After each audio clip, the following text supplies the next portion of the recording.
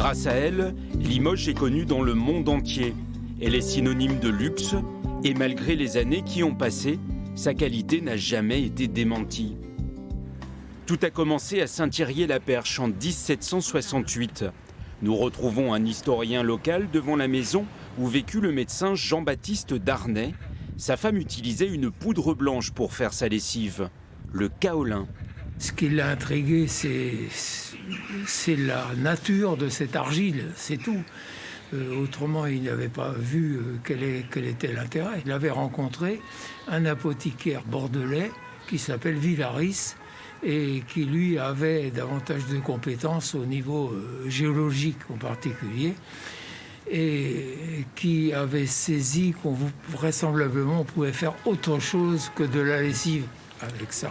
La première pièce en porcelaine est sortie des fours de Limoges en 1771.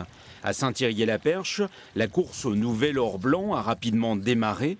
Des mines d'un kaolin d'une blancheur immaculée se sont développées.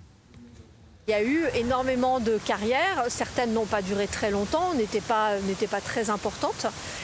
La plus importante reste Marcognac, qui a été exploitée pendant 200 ans. Catherine de Montpion nous entraîne dans un endroit inattendu, un laboratoire d'analyse médicale à Saint-Thirier-la-Perche. À l'intérieur, le mécanisme du premier moulin permettant de fabriquer de la pâte à porcelaine a été conservé. Jean-Baptiste Darnay en a été le directeur à sa création. Les différents rouages étaient destinés à broyer les pierres.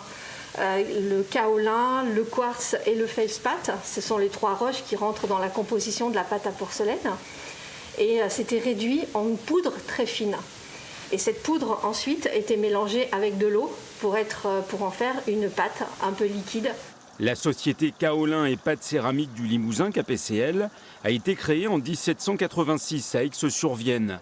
Elle existe toujours, elle s'appelle aujourd'hui Iméris. Cette usine est la seule en France à produire de la pâte à porcelaine. Mais le kaolin n'est plus extrait des terres limousines depuis le début des années 80. Aujourd'hui, avec l'internationalisation, on a besoin d'aller trouver du kaolin ailleurs. On a épuisé les mines de Marcognac. Il y a encore du kaolin dans la région, mais pour ouvrir des exploitations, ça serait peut-être compliqué, mais je ne suis pas sûr qu'on a les volumes.